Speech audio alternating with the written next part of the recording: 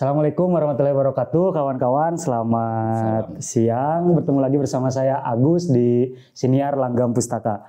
Dan terima kasih loh Kang sudah bersedia untuk datang ke Langgam Pustaka di tengah kesibukannya yang super duper padat gitu Kang Irman. Pura-pura sih. Padahal memang padat banget gitu kawan-kawan. Nah, Kang Irman Meilandi ini sebagai tenaga ahli di Kominfo Republik Indonesia, betul kan? Ya. Tenaga ahli Kominfo Republik Indonesia. Tenaga ahli bakti Kominfo Republik Indonesia. Wah, kita penasaran nih Kang. Apa sebenarnya tugas dan fungsi tenaga ahli di Kominfo RI sendiri dan apa yang ingin dicapai sebenarnya oleh tenaga ahli Kominfo RI ini Kang? Ya, terima kasih Kang Agus. Siap. Dan teman-teman Langgam. Jadi perkenalkan saya Irman Meilandi. Iya. Saya orang Jatiwaras yang kebetulan memang diminta oleh salah satu badan layanan umum namanya Badan Aksesibilitas Telekomunikasi dan Informasi di bawah Kementerian Komunikasi dan Informatika. Yang itu BLU ini sebenarnya adalah menjalankan sebuah tugas khusus gitu kan untuk meminimalkan kesenjangan digital yang ada di Indonesia. Jadi lembaga ini membangun infrastruktur telekomunikasi yang tidak dibangun oleh perusahaan swasta atau operator swasta karena dianggap di lokasi-lokasi tersebut itu masih istilahnya tidak menguntungkan. Yeah.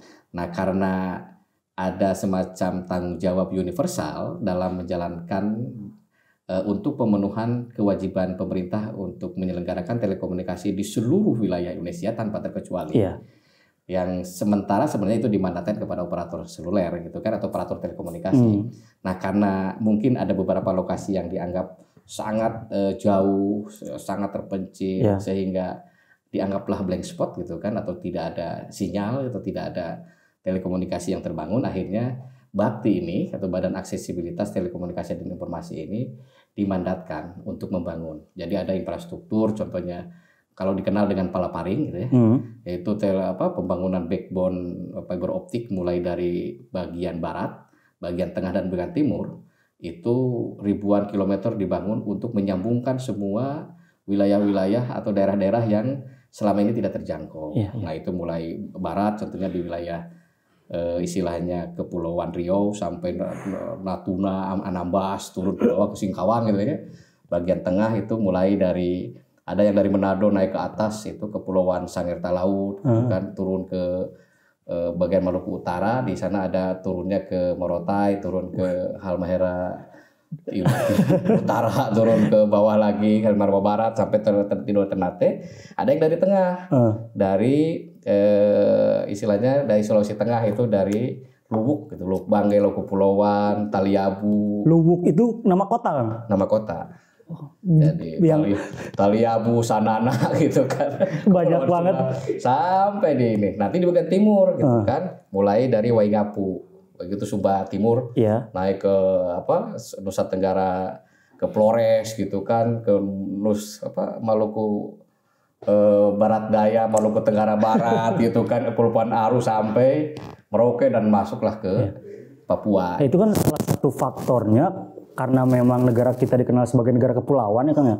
Dan salah satu tujuan Pak Presiden kan untuk saling mengoneksikan seluruh pulau yang ada di Indonesia dengan tol laut dan tol langit. Dengan tol laut dan tol langit. Nah, tol langitnya yaitu membangun tadi palaparing dan BTS. Tantangan terbesarnya Kang ketika menjangkau pulau-pulau yang bahkan asing gitu kita dengar tuh tantangan terbesarnya apa Kang? Ya, yang pertama negara kita yang saking luasnya ini gitu kan, akhirnya dan kepulauan gitu, akhirnya ya tantangan terluasnya memang kita masih minim infrastruktur telekomunikasinya, sehingga masih sangat tergantung kepada satelit. Nah, sementara kan satelit itu selain mahal dan terbatas kapasitasnya.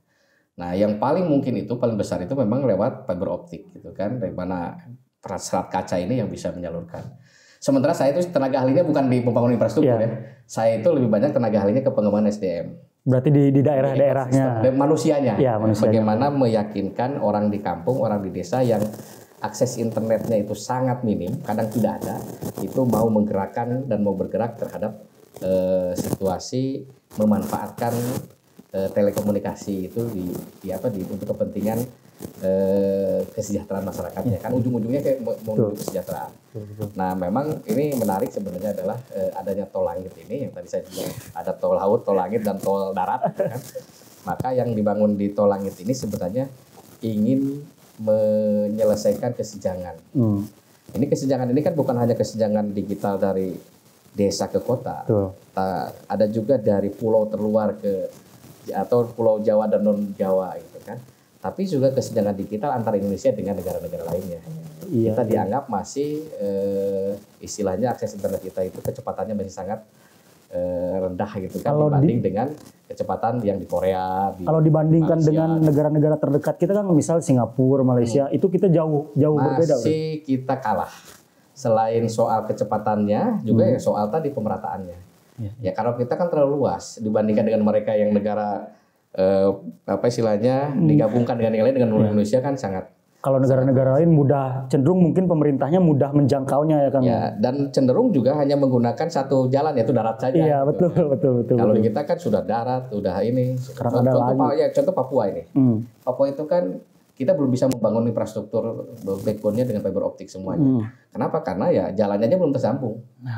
Jadi akhirnya menggunakan point to point-nya menggunakan radio. Ya, dan dibangunnya radio kebayang aja kan 5 Pulau Papua dengan luasan hampir lebih dari 5 Pulau Jawa kan, dan dengan kontur yang sangat ekstrim ya akhirnya memang sangat luar biasa mereka. Dan biayanya tentu nggak kecil dong Kang kalau membangun itu kan. Pakai helikopter. Jadi ngangkut semen, ngangkut ke ini tuh towernya itu menggunakan helikopter ke titik-titik tertentu itu. Ditambah lagi dengan tantangan terhadap keamanan juga masih menjadi catatan-catatan yang mesti perlu diperhatikan serius gitu kan pada saat perencanaan membangun sana. Dan itu kan berbicara tentang kesenjangan digital antara kota dengan desa sendiri, semengkhawatirkan apa sih memang kesenjangannya itu? Sebenarnya bukan mengkhawatirkan, tapi harus dilakukan gitu. Karena kesenjangan pertama soal kesenjangan digital itu kan ada 4 ya. Yang pertama itu kan bicara tentang tadi, yang baru saja kita bahas di awal ini, yaitu bicara tentang konektivitas. Bicara tentang kalau desa dan kota kan bicara tentang yang di desa itu masih muter gitu kan, mulut gitu kalau ngirim video atau ngirim 2 menit baru selesai. 2 menit baru selesai, di kota kan cepat. Ini kan soal kapasitas kan. Itu kesenjangan. Kalau di tempat yang lain ya dari nol dari tidak ada ke ada. Kan gitu. Yang berikutnya lagi dari mahal ke murah. Di kota kan memasak akses internet murah. Di desa kan mahal. Baik lagi ke infrastruktur berarti. Memang. Itu bicara tentang kesenjangan digital itu. Nah, Indonesia hari ini kesemuanya ada. Soal loadnya yang kapasitasnya rendah dan besar, tinggi dan rendah, soal mahal dan murah, soal ada dan tidak ada. Nah di Jawa mungkin lebih banyak soal cepat dan lambat dan mahal dan murah. Tapi kalau di luar Jawa ya rata-rata adalah ada dan tidak ada. Jadi tidak ada sinyal, gak ada sinyal. Dan karena perkembangan teknologi juga yang menjadikan percepatan gitu kan. Kalau di Jawa ya istilahnya kalau kita mengakses internet gitu kan atau mengakses tower gitu kan. Pada saat kita membeli HP gitu kan, yang terjadi adalah kita tidak diajarkan untuk bahwa di HP ini bisa nelpon, bisa SMS, bisa ini. Kalau di Papua kan enggak, karena teknologinya baru langsung akses internet gitu kan, tidak ada seluler gitu kan. Dia melewati satu momen ya Kang ya? Iya, tidak ada 2G dan 3G langsung 4G gitu kan. Ketika kita dulu diperkenalkan dengan 3G dan sebagainya, mereka langsung ke 5G mungkin ya Kang? Ke 4G dulu. Oh, ke 4G dulu. Ke 4G sekarang gitu kan. Akhirnya kan orang tidak bisa telepon, tidak bisa SMS, ya ada langsung WA gitu kan, bisa email, bisa ini dan lain-lain. Nah, ini karena kesenjangan tadi konektivitas pertama. Kalau itunya Kang masuk ke masyarakat yang belum mengenal luasnya teknologi gitu. Paradigma di masyarakatnya sendiri yang menarik saya tanya, gimana Kang? Apa penuh dengan dukungan kah atau justru ada sebagian masyarakat yang udahlah nggak usah gitu, toh kita hidup pun dengan tentram gitu tanpa teknologi misalnya. Ada nggak Kang yang kayak gitu? Nah, yang ada itu sebenarnya bukan ditentang, tapi memang ada satu wilayah-wilayah tertentu yang tidak membutuhkan teknologi sebagai bagian dari kehidupan sehari-harinya. Contoh gitu kan, Baduy. Iya, itu bahkan ada di Jawa sendiri ya. Kampung Naga, gitu kan. Tapi secara menyeluruh sebenarnya adalah teknologi ini, terutama seluler ini atau istilahnya akses internet ini sekarang sudah kebutuhan termasuk mungkin sembako gitu kan. Iya. Nggak dimakan saja, tapi dihabiskan. Dimakannya oleh HP. Nah, bakti itu sebenarnya adalah pertamanya adalah menyelesaikan kesenjangan digital tadi. Yang pertama itu konektivitas. Nah, ada dua pendekatan bakti hari ini. Nah, saya ngomong sebagai tenaga ahli bakti ya. Jadi yang pertama adalah soal konektivitas mengadakan dari tidak ada ke ada, maka dibangunlah tadi paraparing, BTS, gitu kan. Ada akses internet yang ada tahu-tahu di kantor desa, di macam kita itu mahalnya luar biasa. Nah, yang kedua adalah melatih, bukan melatih, tapi mengajak kepada wilayah-wilayah yang sudah bagus, contoh di Pulau Jawa, di Sumatera, Kalimantan, di Sulawesi, yang akses internet ini bisa dikelola oleh contohnya BUMDes.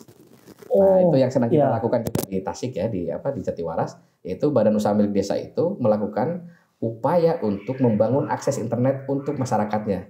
Karena kalau menunggu dari operator seluler, contohnya kapan dan habis itu juga jaraknya yang antar jauh akhirnya nggak dilayani kan gitu. Nah, kita juga melakukan proses pelayanan. Bakti juga melakukan proses pendekatan seperti itu. Maka kita bekerja sama dengan Badan Usaha Milik Desa bersama gitu kan, dengan internet service provider atau penyedia jasa internet yang biasanya dia terafiliasi atau tergabung dalam APJI, Asosiasi Penyelenggara Jasa Internet, dengan dengan Badan Usaha Milik Desa bersama atau Badan Usaha Milik Desa untuk menyelenggarakan akses internet yang murah dan kecepatannya juga tidak memalukan, standar lah ya kan ya, dan istilahnya itu bisa langsung ada di rumah. Berarti pengelolaannya secara langsung diurus oleh BUMDes. Ya.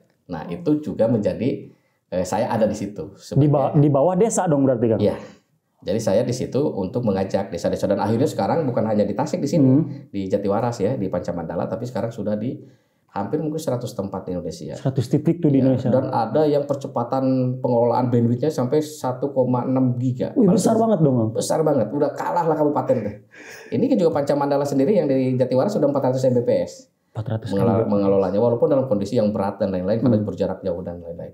Tapi pada prinsipnya adalah kita lagi mendorong akhirnya pemerataan akses internet itu bisa kemana-mana gitu, tidak menunggu operator seluler. Nah, itu yang dilakukan oleh Bakti dalam kerangka untuk menyelesaikan permasalahan konektivitas yang fix gitu, broadband ke rumah-rumah. Gitu. Kan selain penyediaan fasilitas untuk jaringan itu, tenaga bakti didorong juga untuk melakukan semacam penyuluhan terkait penggunaan internet. Nah, itu yang berikutnya. Nah, tadi yang tadi Kang Agus bilang, gimana caranya gitu kan? Memang ini juga kesenjangan, Kang. Iya. Di kita mungkin saya bilang tadi, kalau beli HP langsung tanpa perlu dikasih tahu sama mereka, kecuali mungkin bagaimana kita menyambungkan akses internet awal segala macam. Setelah itu kan jalan. Kalau di Papua enggak. Sekarang hari ini kita masih melatih mereka untuk menggunakan HP, bagaimana mengakses ke tower gitu kan, ke BTS. Kenapa tadi? Karena ini tidak, kan orang Papua merasa bahwa ini HP ini kok nggak bisa nelpon gitu kan. Karena memang si towernya itu tidak ada fasilitas itu. Yang ada adalah akses internet. Jadi nelponnya harus menggunakan internet gitu kan. Hanya bisa menggunakan menggunakan WhatsApp gitu kan, Messenger. Kalau ada mungkin lebih jauh lagi mungkin Skype dan lain-lain gitu kan. Nah, yang ini kan nggak ada. Yang ada akhirnya kan kita harus latih mereka. Betul. Mau nggak mau ya Kang ya? Mau tidak mau. Betul. Harus ada Volte gitu kan. Bagaimana menarik dan segala macam. Kalau nggak ada itu nggak bisa akhirnya. Beli pulsa itu nggak ada gunanya gitu. Misalnya harga pulsa sama atau beda Kang di daerah-daerah luar gitu? Cenderung mahal. Jadi ada juga istilahnya sama dengan seperti gini lah. Orang menggunakan pisat dengan menggunakan fiber optik itu pasti beda harganya. Betul. Jadi akhirnya istilahnya kuotanya pasti beda. 1 giga itu bisa berapa juta gitu kan. Kalau di kita 1 giga misalnya Telkomsel nih Kang. Telkomsel kan cuma berapa ribu? 12.000 Kang. Gitu 1 giga 12.000. Kalau di BUMDes kan perlu 2.000 rupiah, 3.000 rupiah. Iya, karena dikelolanya lebih murah. Jadi lebih murah. Nah, yang seperti itu. Kalau di Papua, apalagi yang masih menggunakan pisat ya gitu, menggunakan Ubiquiti atau apa dan segala macam, itu 30 giga berapa giga itu udah di atas berapa juta. Itu asli Kang, harganya jutaan gitu. Asli. Coba cek saja itu, dicek di situ. Ubiku gitu kan. yang dilakukan oleh satelit Telkomsat atau apa segala macam, atau Lintas Arta atau apalah gitu. Itu rata-rata punya yang basisnya akses internetnya menggunakan VSAT, itu pasti punya layanan terhadap itu mahal. Berarti banyak banget dong tantangan dari tenaga ahli ini, Kang. Oh, tantangan, terutama tantangannya yang untuk membangun infrastruktur. Iya. Dan tantangannya yang saya lakukan ini adalah membuat ekosistem digitalnya itu untuk mendukung infrastruktur itu. Karena ya tadi tantangannya seperti tadi Anda bilang, ini kita nggak perlu butuh internet. Nah, biasanya yang ada di situ di Pulau Jawa yang ada. Oh, justru di Pulau Jawa. Iya, tokoh-tokohnya itu melihat bahwa yang disebut dengan mudarat dan itunya merasa bahwa internet itu mudaratnya lebih tinggi daripada manfaatnya. Karena yang dilihatnya adalah pergaulan bebas, mengakses sesuatu yang tidak baik. Mereka yang saya paham apa yang ditakutkan oleh mereka gitu. Mereka takut pasti anak mudanya terlalu liar misalnya gara-gara mengenal internet. Jadi bisa mengakses internet, akhirnya dia bisa mengakses apa saja kan? Iya, betul. Itu yang paling itu sebenarnya hanya bisa dilakukan, dibereskan dengan adanya literasi. Nah, karena menarik. Kan pemerintah sekarang hari ini kan lagi gencar-gencarnya kan melakukan literasi digital. Betul, Bang. Kepada setiap elemen yang ada di masyarakat. Karena apa? Kejadian-kejadian yang mudahnya mereka menerima informasi yang tidak terseleksi dengan baik, apakah itu hoax atau tidak, itu atau cek fakta gitu kan, apakah ini adalah sesuatu yang benar atau yang tidak, itu akhirnya kan orang pada saat gagap teknologi, pada saat sudah langsung menerima ini semua dia terima. Dan dia tidak mampu membedakan mana yang benar mana yang salah. Nah, itu akhirnya kita butuh yang namanya literasi digital. Nah, ini setelah tahapan yang kedua, bagaimana masyarakat di literasi di kesenjangan digital itu adalah penguasaan terhadap perangkat. Terhadap perangkat. Ya kan masih senjang hari ini. Iya. Mungkin di Indonesia hari ini, di kita ini, kenapa saya selalu bandingkannya Papua ya? Iya. Atau sebenarnya ada di tempat kita. Di usia-usia tertentu orang banyak yang tidak mampu menggunakan HP sebagai bagian dari untuk memudahkan berkomunikasi saja. Padahal HP ini fungsinya kan banyak. Kan gitu. Bisa ribuan fungsi yang bisa sangat kita tergantung manusianya kan. Sementara kita paling tinggi 20 fungsi aja belum tentu dia mampu menyebutnya gitu. Padahal itu fungsi 20 itu semuanya adalah konsumen contohnya. Ya sebagai media sosial, sebagai paling kalkulator, paling buat foto, buat segala macam. Padahal ini kan semua ada di sini. Orang sampai bisa jualan, orang bisa membuat sistem, orang bisa membuat apa dan segala macam. Ladang pekerjaan kan banyak sekarang. Ini bisa jadi kantor gitu. Nah, orang kan juga banyak. Hanya untuk bagaimana membuat kalender kerja dan segala macam kan juga di sini sudah ada. Tapi banyak yang tidak tahu. Nah, itu maka perangkat itu akhirnya kita yang karena kesenjangan digitalnya terlalu jauh di tahapan kedua ini, karena penguasaan perangkatnya juga tidak ada, akhirnya orang menjadi gaptek. Hanya tahu cuma telepon dan WA dan segala macam. Tapi fungsi lain nggak tahu. Paling jauh adalah dia membeli. Bagaimana mau jual gitu. Di sini ada HP itu ada fotonya. Kadang-kadang orang kan mau beli foto, mau beli kamera atau mau beli HP kan, kameranya harus bagus segala macam gitu. Padahal kan kalau kamera bagus kan nggak perlu lagi beli kamera kan, cukup ini aja dipakai gini tek akhirnya bisa berjualan dari produk yang dia punya. Kan itu juga sama fungsi yang bisa kita lakukan. Bagaimana cara membuat ininya kan di sini ada juga itu nanti bisa kita membuat editing dan lain-lain yang cepat dan mudah. Nah, yang beginian penggunaan perangkat, belum lagi komputer. Kan orang lain sudah bilang, di tempat yang lain sudah bicara tentang coding. Betul. Kita baru mengenal huruf A, huruf B, huruf C di mana ini gitu kan. Orang baru mengetik. Habis itu juga baru mengenal aplikasinya. Aplikasi apa yang kita paling baru bisa ngetik ya, Word gitu kan, Excel. Masih dasar banget gitu kan. Nah, karena kesenjangan itu juga yang menjadikan kita akhirnya tidak bisa menjadi orang yang mampu memanfaatkan perangkat itu untuk kepentingan usaha. Baru untuk kepentingan bagian dari alat untuk bekerja. Betul. Bekerja itu maksudnya bekerja ya meringankan pekerjaan gitu dan lain-lain. Nah, itu yang kesenjangan yang kedua. Hari ini itu kalau datang di desa-desa baru memperkenalkan komputer, cara menghidupkan aja belum tentu bisa. Betul, Kang. Itu memang terjadi secara langsung kepada saya yang berasal dari salah satu daerah di kabupaten gitu misalnya. Hal-hal semacam itu memang sangat, tapi orang bangga loh, cuman bisa ngidupin komputer, orang udah bangga. Kalau dikategorikan ini cerita bukan karena Indonesia ya. Kalau ada komputer gitu saja sih. Kita itu baru dari level, nanti kalau diperbandingkan deh. Kalau mungkin anggaplah orang Afrika akan bertanya, itu apa? Ya. Nah itu. Nah, itu apa itu maksudnya? Dia belum tahu itu komputer gitu. Tuh. Nah, kalau orang Cina, kemudian orang Cina, wah Bisa dipakai apa nih dia misalnya? tahu ini komputer, baru dia tanya, wah ini kalau kita bikin, kita lihat, kita bikin buat, kita tiru dan segala macam, kita buat, kita bisa. Kan gitu. Itu Cina. Kalau dulu itu Korea yang bikin begitu. Korea udah sekarang Cina yang Sekarang Cina lebih berkembang. Maksudnya Cina melakukan peniruan. Meniru bulat-bulat mau komputer, mau HP, mau apa, meniru bulat-bulat Dengan harga yang lebih terjangkau. Karena dia bilang, ini bisa tiru dengan harga murah. Gak apa-apa soal kualitas nomor berikut itu. Tapi lama-lama kualitas Cina juga jadi bagus. Setelah itu kan, Korea juga begitu sama. Jepang juga sama dulu melakukan hal yang sama. ATM, amati, tiru, dan modifikasi. Nah, itu orang Cina. Orang Korea atau orang Jepang akan melihat, waduh ini kalau kita komputernya ini bagaimana caranya supaya komputer ini tidak lagi seperti ini. Gitu. Iya. Jadi dia sudah lagi mulai bayangannya adalah, kalau orang Amerika sudah lagi tidak menciptakan ini komputer, tapi sudah menciptakan lagi alat yang baru yang memungkinkan gitu kan, kita ini lebih mudah lagi, tidak capek dan segala macam. Kalau orang Indonesia bagaimana caranya? Gimana kan? Harganya berapa? Otak-otak konsumsi itu begitu langsung kan? Kan gitu ya? Betul. Harganya berapa gitu? Dia nggak, memang dia sudah tahu gitu kan. Fungsinya untuk apa gitu. Jadi baru sampai nanya harga. Nah itulah orang Indonesia hari ini gitu kan. Ini saya tidak melihat dari ini rata-rata. Jadi mau lakukan. Jadi akhirnya orang Indonesia itu, kalau orang Amerika, kalau datang ke Amerika ke sana, itu kalau lihat HP-nya jadul-jadul. Karena soal fungsi yang dipakai. Orang Indonesia HP-nya ini baru 1 tahun udah minta, aduh ini HP ini begini. Padahal yang dia pakai cuma itu saja, paling kok kamera. Nggak ada perbedaannya kan ya, walaupun dengan HP yang sebelumnya. Cuma kameranya aja yang bisa jadi dari 2 jadi 4, betul. Kan jadi depannya jadi bagus itu. Baru kayak gitu. Tapi karena dia tanya harganya berapa tetap. Benar-benar kan menarik. Itu sisi lain yang ini baru kali ini diungkap dan pikiran saya kebuka gitu kan. Ya. Oh benar gitu. Nah kita ini ada di mana maksudnya? Itu yang nanya harga kan. Ada di ATM, udah kita nih. Ini amati tiru kita bikinnya gitu. Atau baru nanya harganya berapa. Ya. Nah Kang, bicara itu nomor 2 ya, soal perangkat. Bicara TA lagi nih Kang. Bicara TA lagi kan berarti TA ini membangun bukan hanya satu sisi tapi benar-benar ekosistemnya yang dibangun gitu kan supaya semuanya bisa gerak dan bisa jalan gitu. Ada prioritasnya nggak Kang? Apakah yang diprioritaskan itu anak mudanya kah untuk mengakses lebih dulu atau seluruh umur, seluruh usia?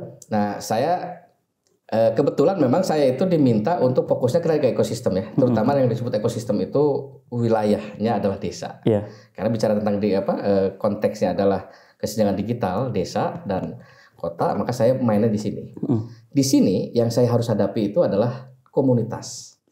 Bicara komunitas di desa hari ini itu beragam memang dan berbagai tingkatan.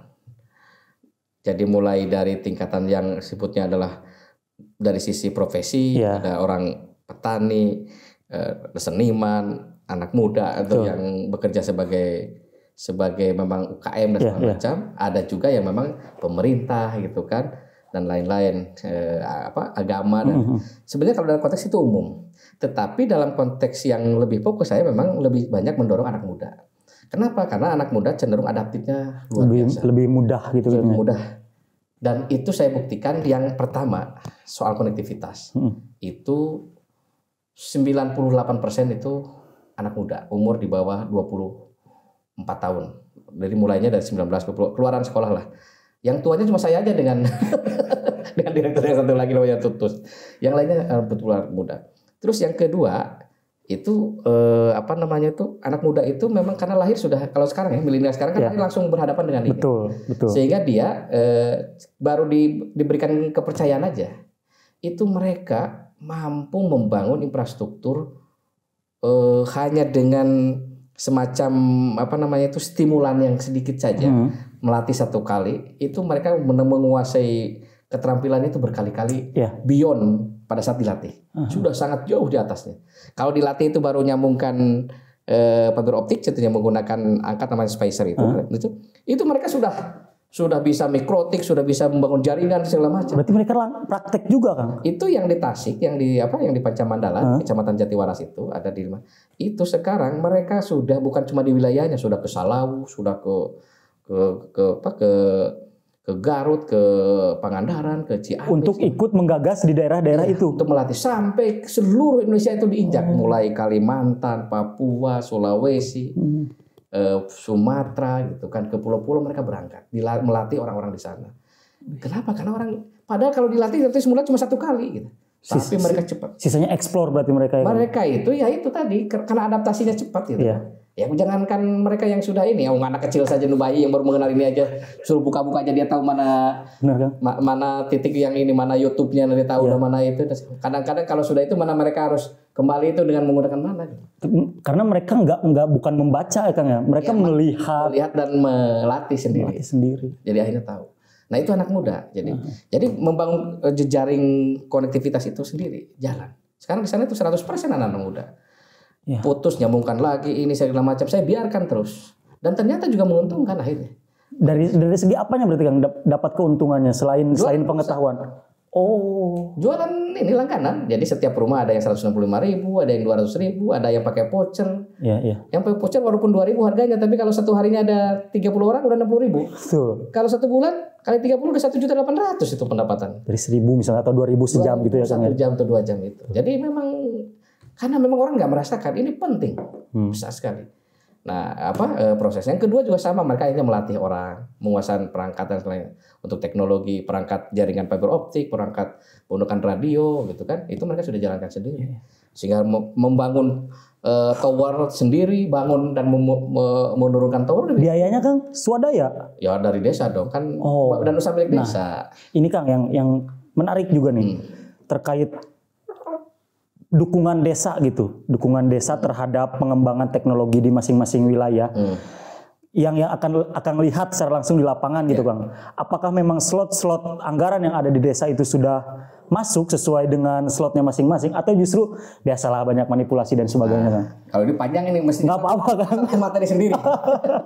Nggak apa-apa Kang. Saya senang dengan situasi ini karena memang dari awal pada saat saya menjadi bagian dari sebuah gerakan bagian dari gerakan untuk mendorong pemerintah dalam hal ini DPR dan pemerintah gitu kan untuk membentuk satu regulasi, satu undang-undang yang bicara tentang desa gitu kan di tahun mulai dari 2012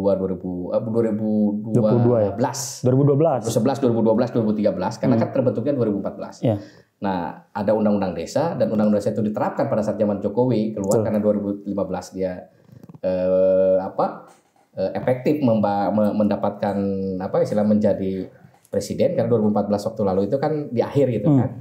Maka 2015 sudah mulai menyalurkan dana desa sebagai bagian dari dukung kepada dana desa. Itu masih orang masih kita 2015 di Tasik itu udah membentuk kerjasama antar desa dan salah satu yang akan diusahakannya adalah bagaimana menyelenggarakan akses internet desa gitu kan. Sehingga dibiayai oleh dana desa yang ada 2016, 2017, 2018 baru dananya ada, baru kita sudah langsung running. Nah proses itu panjang. Jadi akhirnya dari awal itu kita menyiapkan SDM untuk siap bagaimana kita latih dan lain-lain. Nah sebenarnya secara keseluruhan dana desa itu efektif untuk membangun infrastrukturnya, terutama infrastruktur dasar, jalan gitu kan, beberapa bangunan dan lain-lain, jembatan. Tapi kalau dari sisi keseluruhan masih banyak juga yang penggunaannya itu sesuka hati masing-masing elit-elit gitu kan. Dan malah ada juga beberapa contoh itu digunakan untuk dikorupsi atau di kepentingan pribadi atau kepentingan pendukungnya. Tetapi pada prinsipnya secara keseluruhan itu udah baik. Nah, saya melihat ini adalah salah satu termasuk gerakan pemberdayaan bottom up itu kan dari desa, di mana pemerintah pusat hanya memberikan kewenangan, silakan masyarakat di desa bisa mengambil keputusan dengan musyawarah desa untuk membangun apa dan ini uangnya. Kalau zaman dulu kan begitu. Kalau zaman dulu ditentukan berarti Kang dari atas. Kalau zaman dulu itu orang desa disuruh bikin perencanaan, tapi uangnya tergantung ke bupati dan DPR. Di desa butuh jalan, bupati bilang enggak udah bikin madrasah aja. Jadi dia nggak nyambung gitu kan akhirnya. Beda-beda prioritas. Prioritas gitu kan, karena kepentingannya tergantung bupatinya latar belakang apa gitu. Nah kalau latar belakangnya memang ini dia sukanya apa, bikin gerbang gitu kan. Ada yang gerbang desa gitu. Atau bikin macan-macanan kan sekarang lagi musim. Iya gitu. Jadi begitu. Jadi gerbang desa itu termasuk ya sudah cukup dengan kami sudah bangunkan tugu di depan. Dan masyarakat biasanya selesai dengan itu loh Bang, melihat ada bangunan baru, desa saya tuh ada bangunan baru selesai sejahtera. Padahal kan sebenarnya justru undang-undang desa itu dibangun itu sebenarnya untuk kepentingan membangun kesejahteraannya. Jadi diusahakan itu untuk mengoptimalkan potensi yang sumber daya manusia dan sumber daya manusia yang ada di situ untuk dibangunkan bagaimana menyelesaikan persoalan pertama bagaimana mengatasi kemiskinan. Itu sebenarnya kalau dalam konteks undang-undang desa menurut Budiman Sujatmiko itu adalah strategi selemah-lemahnya iman. Strategi selemah-lemahnya iman. Maksudnya gimana tuh? Saya nggak nyampe itu. Jadi yang paling dasar selemah-lemahnya iman tuh gimana sih gitu kan? Ya paling dasar itu selemah iman itu supaya kelihatan lah. Mulai dari syahadatnya gitu kan, sholatnya, bayar zakatnya. Sesuai dasar-dasar aja dulu gitu. Puasanya sama munggah hajinya. Selemah-lemah imannya gimana gitu. Nah kalau konteksnya yang sekarang dengan dananya makin besar, mestinya itu bukan untuk bagaimana mengatasi kemiskinan di desa, tapi bagaimana menumbuhkan entrepreneur di desa. Jadi istilahnya ujungnya ke kesejahteraan. Nah itu baru yang namanya inovasi. Apakah entrepreneurnya itu dibangun lewat berbasis kelembagaan ekonomi yang dibangun oleh desa yang disebut dengan badan usaha milik desa, atau memang kebijakan-kebijakan yang terkait dengan entrepreneur untuk mengoptimalkan potensi yang ada di situ. Nah, yang selemahnya iman di desa itu seperti apa ya? Itu tadi bangun jalan, kan gitu kan? Perbaikan got, gitu kan?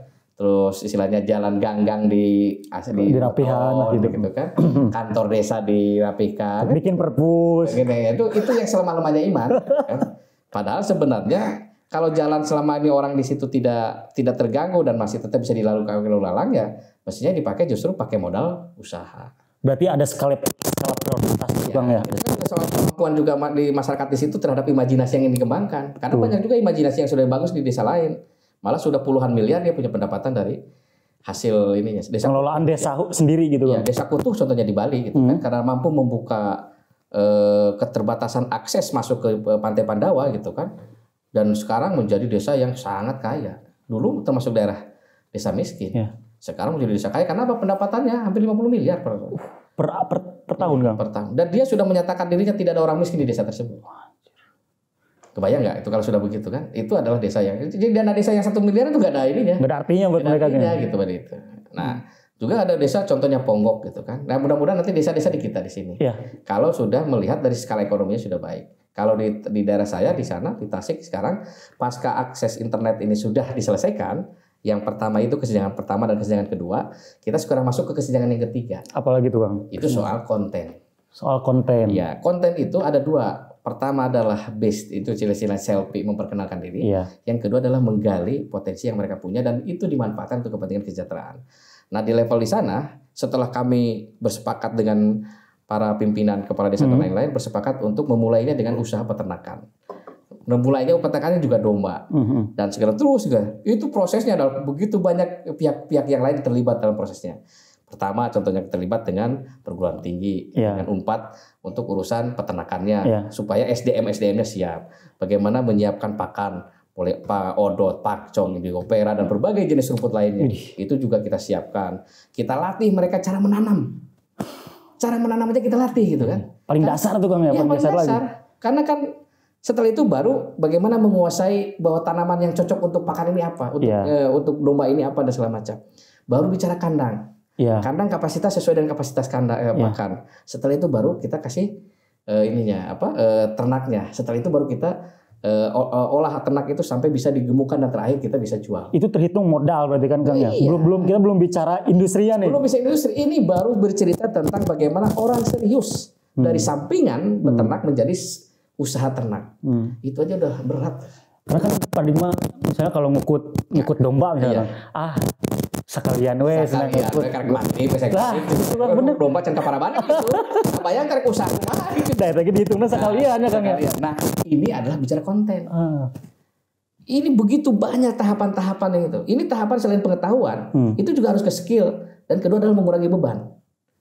Dan ketiga adalah memastikan harga jual jauh lebih murah, kompetitif kan? Iya. Masa kita kalah dengan domba yang dikirim dari Australia yang jaraknya berbulan-bulan ke sini sementara kita cuma berapa jam ke Jakarta dengan kualitas yang hampir sama. Kualitasnya jauh lah, mereka lebih bagus gitu kan dengan ini, tapi harga kita tetap lebih mahal. Biasanya kan kualitas yang rendah kan mestinya harga lebih murah. Di kita kan enggak, harganya lebih mahal. Kenapa? Karena prosesnya enggak ideal, ini enggak normal. Gerakan kita ini nggak normal. Akhirnya, kenapa nggak normal? Karena hampir keseluruhan di wilayah kita nggak ada yang serius ngurus ternak. Kalau bicara masalah harga gitu kan udah bicara tentang industri berarti ya kan, industrinya kan, pasarnya gitu. Istilahnya dengan tawar menawar kan, ada demand, ada supply. Masalah terbesarnya di pasar kita tuh apa sebenarnya Kang? Di produksi kita nggak ada yang serius. Mau bertani, mau beternak gitu kan. Orang semua bertani juga sama, nggak serius-serius amat gitu kan. Mau beternak juga nggak serius-serius amat gitu. Akhirnya yang dihasilkan transaksi antara bandar dengan mereka atau tengkulak dengan mereka juga nggak serius-serius amat kalau misalnya itu. Jadi nggak serius, akhirnya nggak serius semua. Pemerintah juga nggak serius. Itu jadi ekosistem yang nggak serius nggak akhirnya. Ini kan terbukti gitu kan. Mestinya dengan kondisi alam yang hebat begini kan mestinya menghasilkan kualitas lebih bagus dibanding yang dari Australia. Kita beragam, semua ada. Bukan cuma rumput doang. Kita ini sampai obat-obatan ada itu jenis yang ada di depan kita. Di situ itu isinya gini. Kalau ternak dilepas di kampung kita, itu nggak perlu kita kasih suntik ini obat cacing. Karena obat mereka sudah mereka sudah tahu itu obat-obat yang ada di alam itu. Tinggal kita ngaturnya. Kan kita nggak ada yang serius itu. Jadi akhirnya kita belajarlah ke Australia, belajarlah ke sana yang memang tumbuhannya seragam. Dan lain-lain. Nah ini yang memang memastikan kita nggak ada yang bahasanya kita butuh merubah paradigma dari yang sampingan menjadi jadi usaha. Berarti itu tantangan mudah dong Kang. Mudah, ini kita tadi ngobrol kan banyak banget problemnya gitu. Itu bisa kita lakukan sedikit demi sedikit kalau kita mampu membuat kontennya jauh lebih baik. Hari ini konten kita kalah dengan konten-konten yang lain. Konten peternakan kita kalah dengan konten apa? Joget, gitu kan. Ada memang banyak dari kita, tapi nggak ada yang urusannya. Cuma abis lagu joget, abis ketawa-ketawa dan segala macam. Padahal sekarang rejimnya rejim viral. Viral, tapi viralnya kita yang memang serius membuat konten itu nggak ada. Karena kita juga banyak yang nggak serius membuat kontennya. Kalau itu berarti bicara menarik gak menarik nih Kang? Iya, sebenarnya kalau kita memang serius untuk usaha, mestinya menarik. Betul. Rumput gitu. Oh ini odot, kenapa odot dengan ini bedanya? Orang bilang odot susah gitu. Kalau ngambilnya juga gatel. Kan karena begitu banyak puluh dan segala macam. Wah ini, tapi kan orang kalau bicara tentang odot ngomong nate artis kan betul terkenal gitu kan. Seenggaknya ada rasa interestnya gitu Bang ya. Nah, ini sekarang kan kalau kita lihat konten artis apa yang dibicarakan? Pergaulan bebas. Kan gitu. Memperlihatkan obrolan-obrolan yang ini tapi mereka jadi justru yang terkenal. Dan yang bikin kaya mereka juga kan gitu. Dan yang nonton kita juga dengan viewer. Nah, sementara yang ngomongin tentang bagaimana kita mengatasi kehidupan di desa nggak ada yang lihat. Kenapa ya? Itu kontennya, strateginya bagaimana? Konten menjadi kesenjangan digital yang ketiga. Nah, gitu ceritanya. Bagaimana caranya? Ya kita juga harus latih. Ini saya serius. Langgam ini ya. Langgam pustaka ini juga harusnya memberikan ruang kepada kita kepada orang-orang untuk bagaimana cara membuat konten yang menarik. Sehingga dagangannya mereka, kemasannya mereka itu menjadi daya tarik tersendiri. Oh, kalau mau bicara talus kan dia cina alus undanglah orang-orang itu untuk datang ke situ latih dan lain-lain.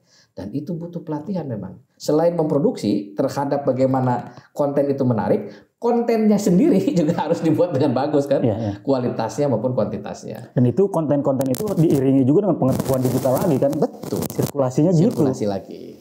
Nah itu kesenjangan kita. Jadi udah 3 kesenjangan nih yang kita bicara, tinggal 1 lagi. Nah sekarang prosesnya di akhir kita, kenapa tadi bilang produksi bermasalah? Karena coba Kang Agus datang ke desa-desa, ada yang serius nggak menyelesaikan membuat ini? Nanam sereh, ukur ceblur. Kenapa? Karena kebutuhannya untuk pribadi saja. Kalau untuk kepentingan pribadi itu sereh, arek letik, arek gedeng segala macam nyabut, truk langsung digebruskan karena itu.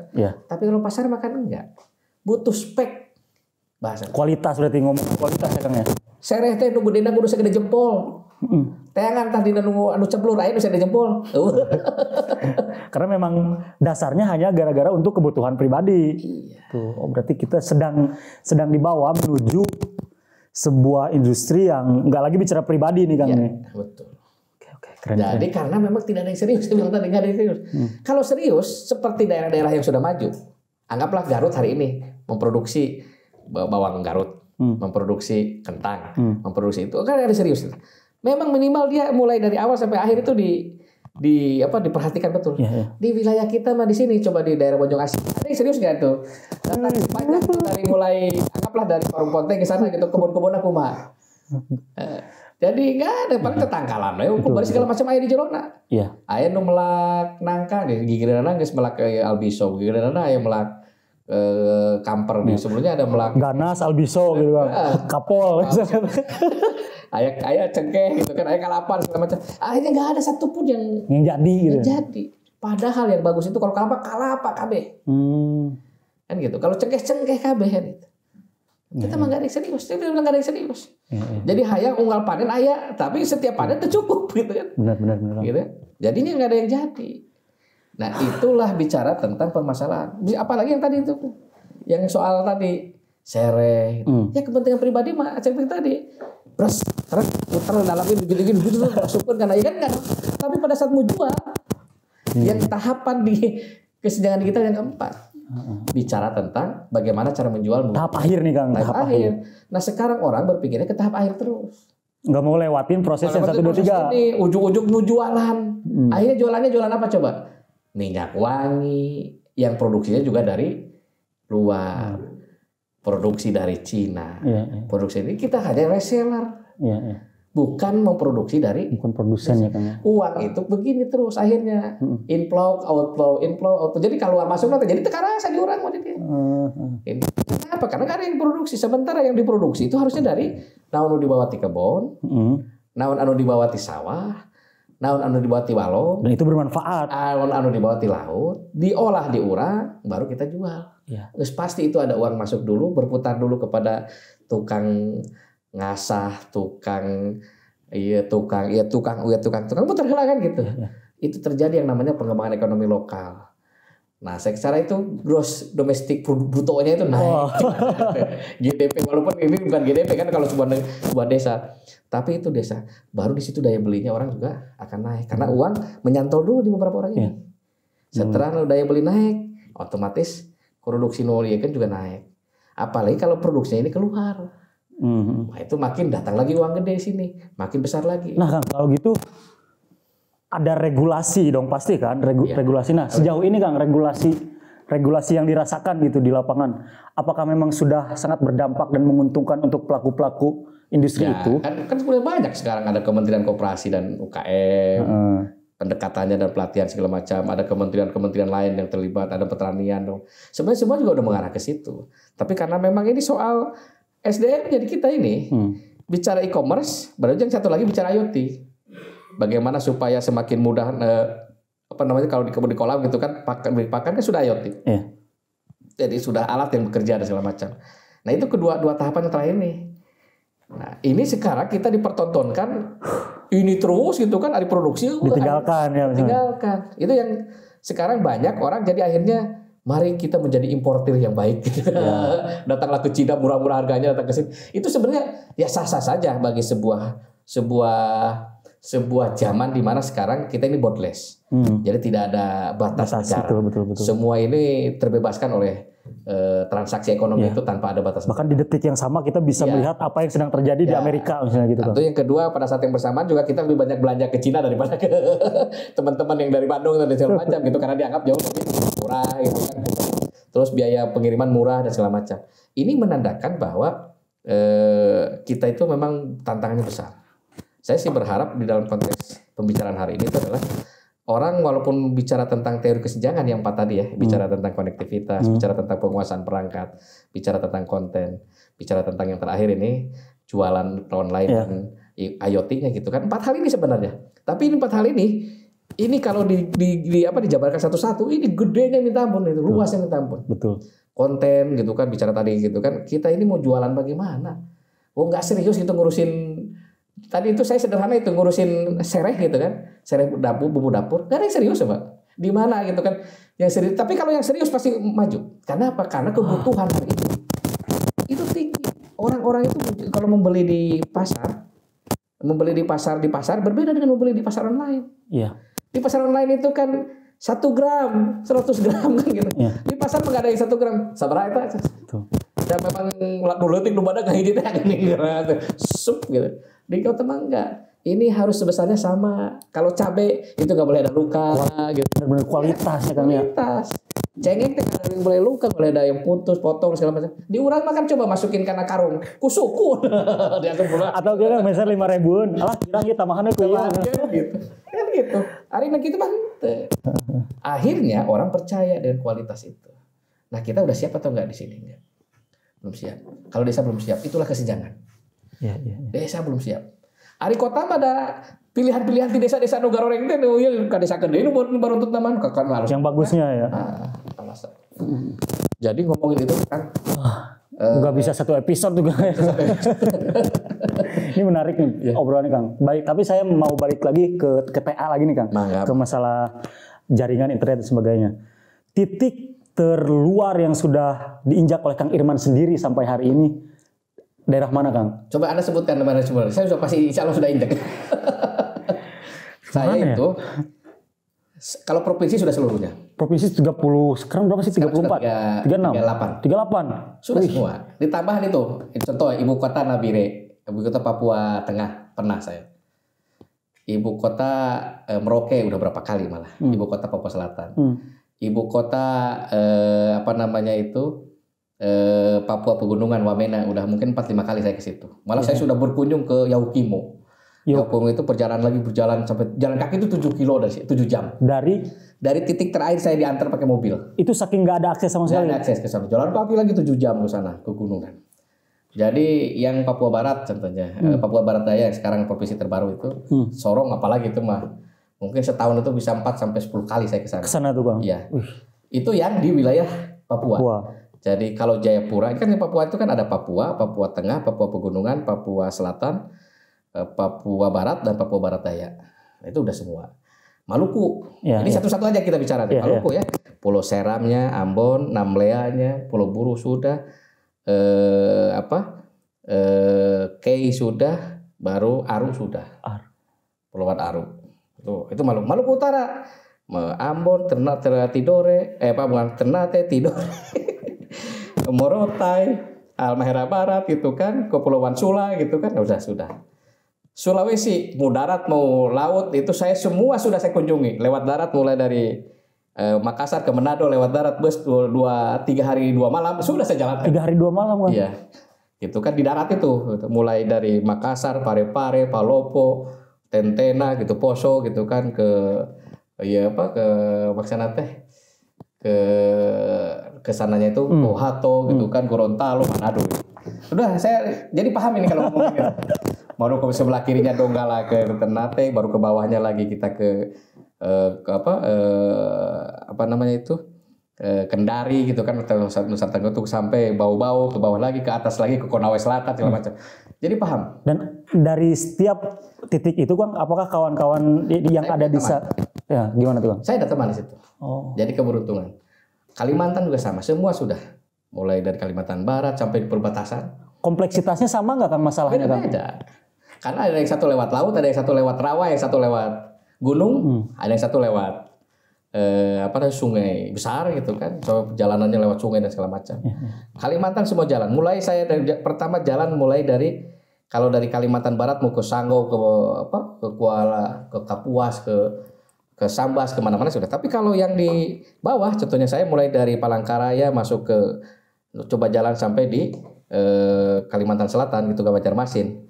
Baru tapi setelah itu saya langsung ke Balikpapan, ke Tarakan, ke Sebatik sampai kan Nunukan. Itu Kalimantan. Itu kan berbatasan dengan Malaysia Kang. Iya. Sudah sampai di batas di mana ada rumah dapurnya di Malaysia, depannya di Indonesia saya udah pernah. Itu Kalimantan, Sulawesi, Jawa sudah, Bali, Nusra, Bali, Lombok gitu kan, Sumba, Kalimantan sampai Belu. Perbatasan dengan timur. Sudah nyebrang lagi ke Dili, saya sudah pernah. Ke Dili itu Papua Timor Leste Kang ya? Iya. Kalau Papua sudah sampai Port Moresby, saya sudah pernah sampai Papua Nugini. Itu kota Kang? Iya, ibu kota Papua Nugini itu Port Moresby. Tapi perjalanannya dari beberapa kota ke kota, lewat darat, lewat pesawat segala macam. Ke barat lagi Sumatera, mulai dari Aceh sampai ini saya pernah. Jadi Kang Irman udah benar-benar lihat wajah Indonesia yang sesungguhnya tuh gimana? Alhamdulillah. Saya kalau di Kepulauan Riau sampai di Natuna. Kalau di Aceh itu sampai namanya kepulauan banyak di Singkil, Aceh Singkil. Kalau Sumatera Barat itu sudah keliling semua mau pesisir selatan sampai di Agam gitu kan. Tanah datar gitu kan, Bukit Tinggi, 50 Koto gitu kan. Payakumbuh dan lain-lain. Kalau sampai Damasraya gitu, sampai ke sini Solok Damasraya. Bengkulu Utara, Rejang Lebong dan segala macam. Teman-teman nggak tahu itu. Saya nggak pernah tahu itu Kang, nggak pernah. Ini baru dengar sekarang nih. Itu banyak itu kan. Begitupun juga di wilayah Sumatera Selatan saya sudah ke Oki, Ogan Komulir Ilir. Kalau itu saya pernah dengar di berita Kang. Gitu kan, sampai ke Prabu Muli dan segala macam itu sudah saya coba. Kalau Lampung, yang saya belum itu Lampung Barat saja. Lampung Barat. Mulai Pesawaran, di Pasena itu yang terbesar itu tempat udang itu kan, budidaya udang terbesar di Indonesia juga pernah. Itu Tulang Bawang kan, itu Tulang Bawang Barat, Lampung Timur, Metro dan segala macam saya coba. Ya. Alhamdulillah lah gitu kan. Jadi sudah 70% lah negara. Jadi memang kan ada peribahasa kan kalau mau tahu masalah tuh benar-benar harus terjun ke dasar gitu kan. Kalau mau kotor-kotor sekalian gitu. Jadi contoh lah saya ngelilingin ini aja Pulau Samosir. Jalan lewat daratnya ngelilingin Danau Toba saya pernah. Jadi malah jalan itu lewat utara gitu. Lewat utara itu mulai naik Brastagi lah. Brastagi sampai Dairi gitu kan. Dairi Natal tuh. Sampai Pak Barat itu. Muter lagi sampai Hasbuan Pasundutan apa gitu kan. Samosir segala macam saya belum pernah. Jadi apa ya namanya tuh? Itulah keberuntungan yang tidak semua orang juga bisa lakukan. Betul. Nah, itulah kenapa saya juga jadi percaya diri tinggal di desa di sini. Tadi saya berbincang Kang sedikit dengan Kang Husni. Datang dari desa gitu, salah satu desa yang ada di kabupaten, itu jadi semacam inferior gitu untuk saya pribadi, merasa kalah belum apa-apa udah merasa kalah. Saya mau tahu Kang Irman pernah nggak dulu merasakan hal itu juga Kang? Saya itu kebetulan keluar SMA itu langsung ke Manado ya. Ke Manado. Kuliah di Manado Kang? Di Manado, di Unsur Samratulangi. 20 semester S1-nya. Terus. Tapi saya beruntung di situ justru karena saya jalan-jalan. Iya. Jalan-jalan, kerjaan saya itu jalan. Kan tahu ya gimana dulu itu semacam satu jalan hidup bahwa saya itu memanfaatkan sepanjang mungkin saya tidak di DO. Selama saya tidak di DO saya nggak mau selesai. Saya pengen jalan-jalan. Dan waktu jalan-jalan coba apa yang saya lakukan? Sampai saya itu sempat yang namanya jadi santri di salah satu pesantren Ome di Tidore itu 2 bulan. Gara-gara apa sakit pertamanya? Kemana saya harus lari ya? Ya udahlah ke pesantren. Akhirnya jadi nyantri. Iya, tadi terima di sana gitu Kang. Malah sekarang jadi gubernur ini si pengasuhnya itu gubernur Maluku Utara. Oh gitu Kang. Baru adiknya jadi bupati Halmahera Selatan 2 periode. Jadi saya tuh beruntung lah dengan ketemu dengan orang-orang yang hebat pada saat itu. Saya sekarang jadi gubernur. Nah, dan jadi saya juga rada-rada tenang pada saat saya masuk jadi jadi wakil bendahara PWNU ya. Oh, Akang kan bendahara juga, wakil bendahara juga kan. Sekarang di Jawa Barat. Dari dasarnya dari mana kayaknya menyantrinya di situ 2 bulan. Dapat ladang nyantri eta 2 bulan di Manado ya Kang ya? Di Tidore. Oh, di Tidore. Di Tidore. Nah, karena waktu dulu tuh saya tuh selama panjang itu jalan-jalan terus. Bawa tas, ada tiket kecil, nginep di peron masjid, di mana, di mobil, di ini kan terus gitu aja. Karena tapi dari situlah saya jadi paham. Kita beruntung. Jawa Barat Selatan itu beruntung. Potensinya ada, rempah-rempah ada, peternakan ada, potensi pohon ada gitu kan, buah-buahan juga, hasil kebun juga ada gitu. Loh, jinawi banget gitu ya Kang. Jinawi banget seperti zaman dulu gitu. Sawah juga ada. Kita ini bisa hidup loh dalam sebuah komunitas desa tanpa terpengaruh dari luar. Kenapa? Karena daging bisa, karbohidrat bisa gitu kan. Karbohidrat itu kan banyak, bukan cuma padi kan. Bisa talas, bisa ubi, bisa kentang. Di orang paling sampel lah gitu anggapnya. Bisa hiui itu kan gitu kan. Banyak yang bisa kita pakai jadi itu. Pengganti pakan proteinnya kan ada ayam lauk, ayam, ayam domba, segala macam gitu kan. Itu memungkinkan kita bisa hidup.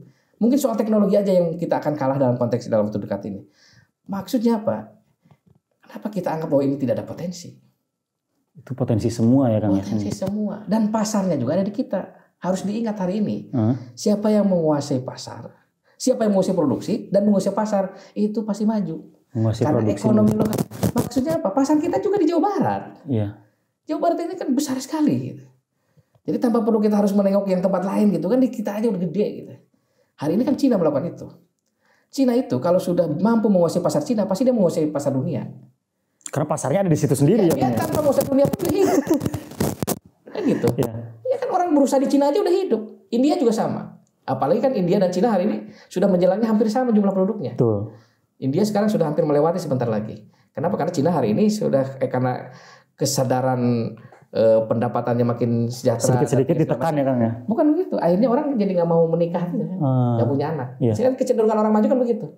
Kalaupun menikah itu ya itu hanya sebagai ini aja gitu. Dia ingin hidup dengan kekayaannya dia saja. Kalau India kan nggak, sama dengan Indonesia hari ini terus saja tumbuh gitu. Ya. Karena masih banyak orang apa bahasa orang miskin itu kan banyak anak banyak rezeki. Iya, kepercayaan itu masih kental banget gitu. Kental kan. Kalau di Cina kan enggak, sampai ada kebijakan hanya satu aja yang boleh hidup, anak itu lahir selama. Kalau sekarang Cina udah mulai ketakutan karena orang meninggal dengan orang yang lahir itu lebih banyak orang meninggal. Jadi sudah mulai ada kesadaran ketakutan seperti Jepang. Nah kalau Jepang kan katanya gitu kan semakin langka tuh manusianya. Jadi akhirnya negara itu berinvestasi gitu kan, mendorong stimulasi, memberikan ini insentif yang besar kepada orang yang mau nikah dan punya anak.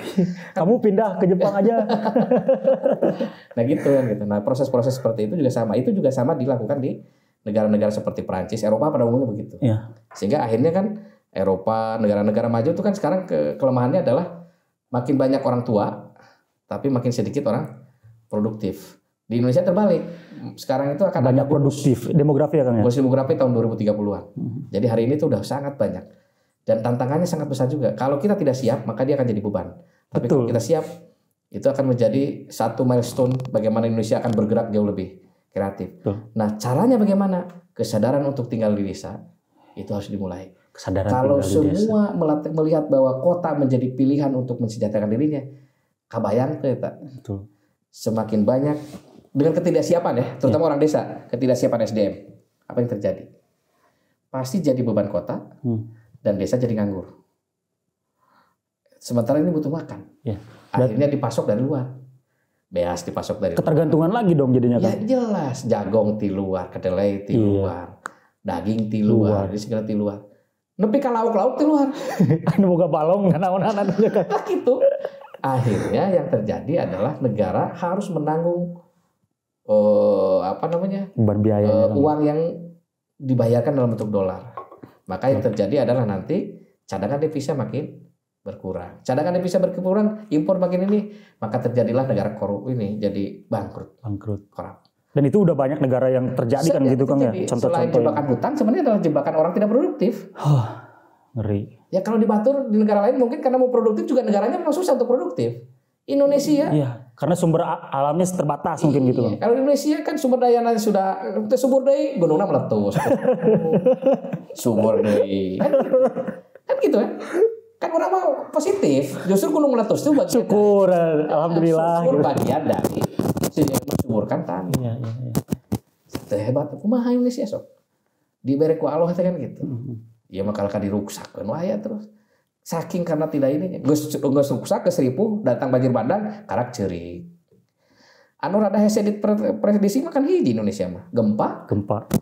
Nah selain gempa mah bisa hampir lah kan. Hampir semuanya adalah menguntungkan kok.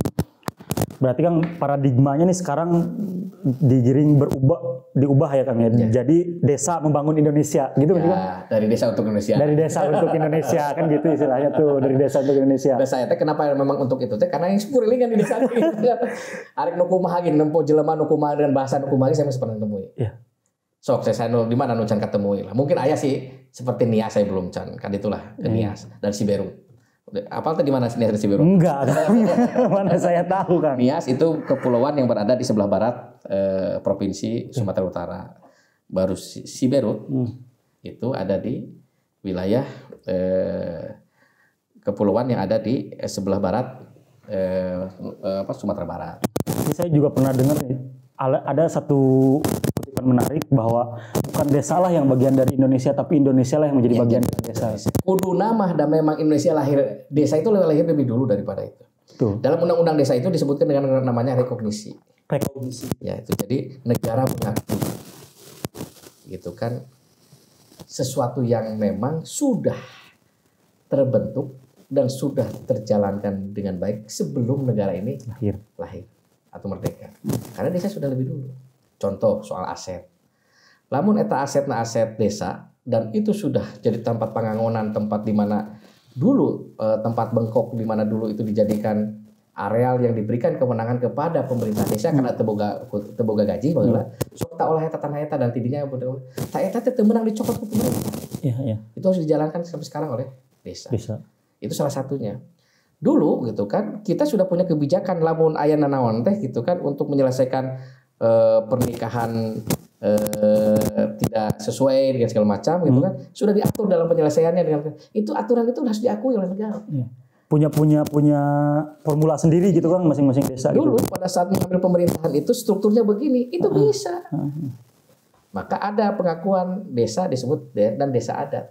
Maksudnya adalah adat istiadat yang dulu dilakukan untuk mengambil keputusan dan menyelesaikan struktur organisasi dalam membangun menjalankan organisasi itu bisa berjalan gitu ke desa atau desa adat itu, maka sebenarnya bisa dilakukan. Berarti negara nggak boleh intervensi tuh ke wilayah itu, Bang? Nggak boleh intervensi, negara itu memberikan ruang. Karena undang-undang desa itu adalah undang-undang yang jarang ada tidak bolehnya. Jadi kalau di tempat yang lain itu larangan, undang-undang itu larangan, nggak boleh itu. Justru di undang-undang desa mah dibolehkan gitu kan. Sehingga sebenarnya undang-undang desa itu adalah ruang yang paling besar yang kalau kita jadi kepala desanya itu sebenarnya kesempatan luar biasa.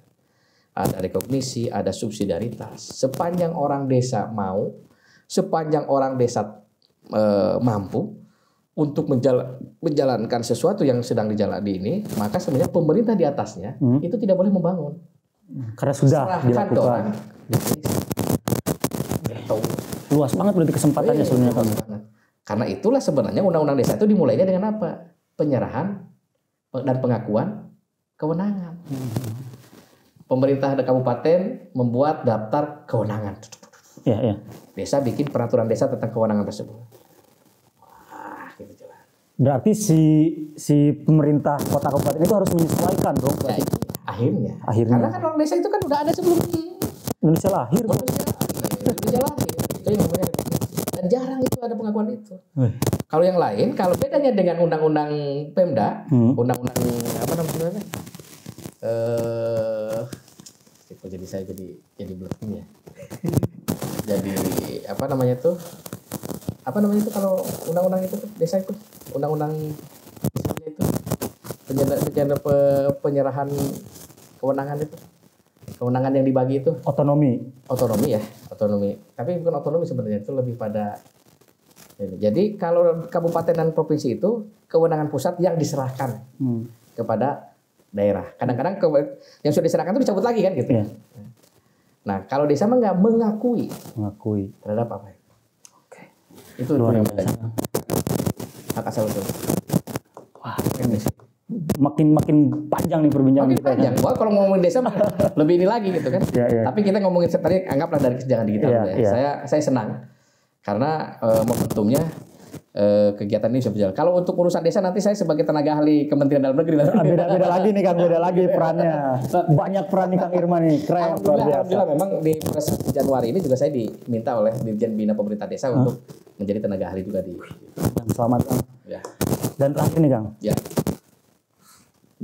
Program terbaru yang akan dilaksanakan PA setelah rangkaian dari kemarin, apa yang ingin segera Saya ingin menyelesaikan dulu itu soal kesejahteraan dengan membangun infrastruktur kelembagaan. Jadi kalau di desa ada namanya Badan Usaha Milik Desa Bersama. Nah, Badan Usaha Milik Desa Bersama itu di sana itu punya unit usaha.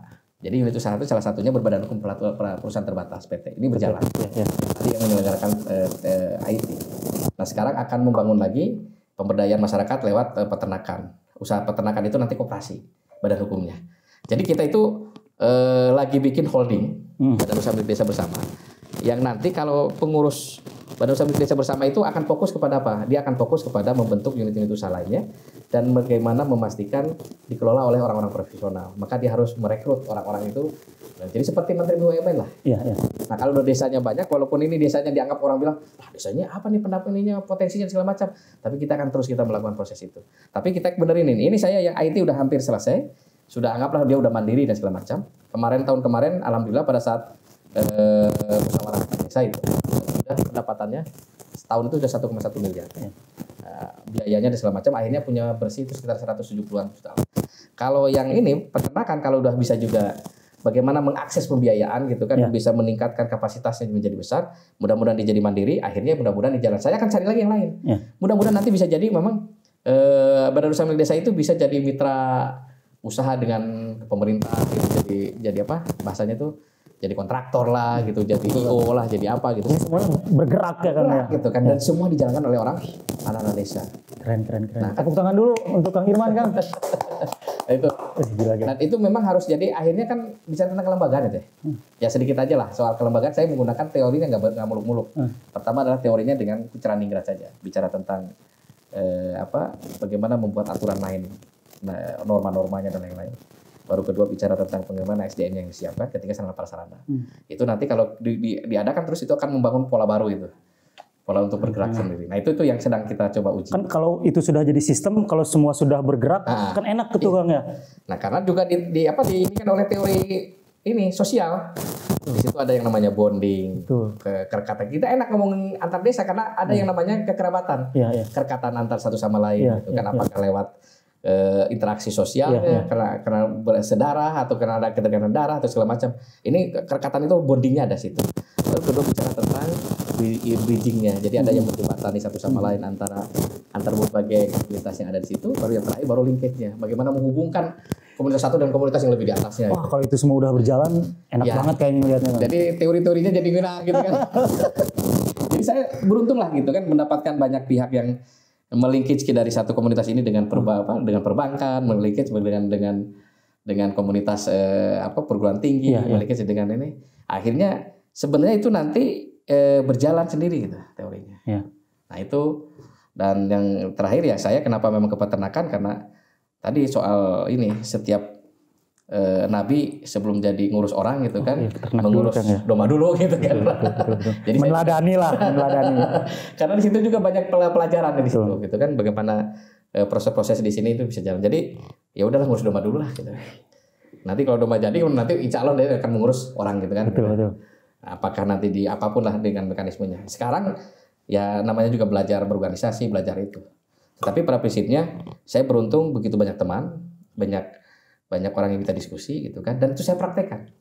Karena gagasan itu tidak akan memulai dengan gagasan yang sempurna. Gagasan itu akan selalu kita uji, kita amalkan, dan setelah itu akan tumbuh lagi gagasan-gagasan untuk melengkapi gagasan-gagasan yang sebelumnya. Setuju Kang, karena di Langgam juga bergeraknya seperti itu Kang. Kalau terlalu banyak mikirin gagasan gitu tanpa dilakukan, jadi malah pusing kan gitu Kang. Jalannya jauh. Dan akan sempurna. Kesempurnaan itu akan ada, itu bukan kesempurnaan lah. Perbaikan setelah itu diamalkan. Kalau bahasa NU ya diamalkan ya. Kalau bahasa kerennya itu kan sebenarnya gagasan-gagasan itu dipraktekkan.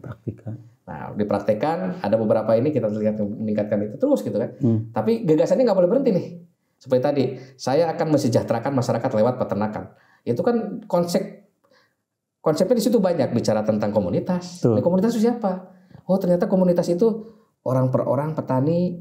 Komunitas itu ada komunitas di situ, ada pesantren, ada ini kan gitu. Itu komunitas-komunitas yang menjalankan kegiatan peternakan. Karena kita harus mampu mendefinisikan itu. Sekarang itu kenapa banyak yang gagal? Orang menyerahkan peternakan itu dari aspirasi atau dari program pemerintah karena tidak mampu pertama saja bicara tentang, dan pada akhirnya Kang sama sekali nggak ada ekornya pun nggak ada tuh, hilang atau kemana Kang? Berkembang beak kan. Jadi nggak ada itu. Nah, itu yang harus kita pelajari. Jadi bicara tentang itu juga itu tersendiri tuh. Orang ada yang serius bos. Saya bilang tadi serius. Akhirnya ujung-ujungnya serius. Jadi terus nggak dipraktekkan lagi. Udah nggak serius nggak praktek gimana lah? Cuman di sini aja berarti. Di sini aja. Jadi orang Indonesia akhirnya jadi lubang ngomong cina kan. Betul. Ngomong cina terus. Akhirnya orang jadi nggak percaya. Ngomong itu adalah bagian dari sesuatu yang harus dilakukan. Betul. Cok datang ke masyarakat. Ngomong itu sana. Gawe. Langsung gawe. Padahal gawe itu benar mah kudu perencanaan yang matang. Kan teori manajemen ini masuk di teori lagi. Teori manajemen itu kalau perencanaannya semakin detail, semakin baik, maka 90% keberhasilan sudah di tangan. Tinggal 10% dah piraku gitu ya. Piraku gitu kan. Tapi dari orang mancen diacan ngomong lah, acan geus ke kebun langsung kan. Ari geus di ieu karep ditanya si ini naon. Betul. Jadi banyak kan gitu. Dia banyak dibulak-balik lah di orang. Mata saya mah kadang-kadang suka ngamak gitu kalau orang di tim gitunya nggak ya kan soal perencanaan. Kalian perencanaan tuh harus matang. Kan dari orang mah geus kolot guys. Tinggal di akhir we gitu begini. Iya mah dititah bikin perencanaan Sambulan minggu 1, minggu kedua, minggu ketiga, minggu keempat. Perencanaan mah bukan minggu tuh, kalau bisa mah per menit. Detail banget ya Kang berarti. Jam segini orang di mana? Iya. Jam segini kita di mana? Jam segini kita di mana? Akhirnya kita akan bisa mampu membedakan antara musibah dan masalah. Tuh. Di urang mah teu bisa ngabedakeun eta hungkul ge. Ya apa kumaha? Kumaha. Jadi kieu teori masalah itu adalah sesuatu yang sudah kita rencanakan tidak sesuai dengan faktanya. Tuh. Kan gitu. Maksudnya kalau ngomong masalah itu lamun orang sekarang rencanakan sesuatu bisa disebut masalah kalau tidak tercapai. Tidak tercapai dengan sesuai dengan tujuan dengan perencanaan itu masalah. Akhirnya pertanyaannya, orang hirup boga perencanaan. Berarti ulah ngaku-ngaku boga masalah lamun hirup tidak direncanakan. Musibah mah tidak direncanakan kita mendapatkan ini. Oke. Ya. Duh, terima kasih Kang ya. Sudah bersedia nih main ke Langgam. Saya jadi beberapa langkah lebih mengenal Kang Irman yang seutuhnya gitu.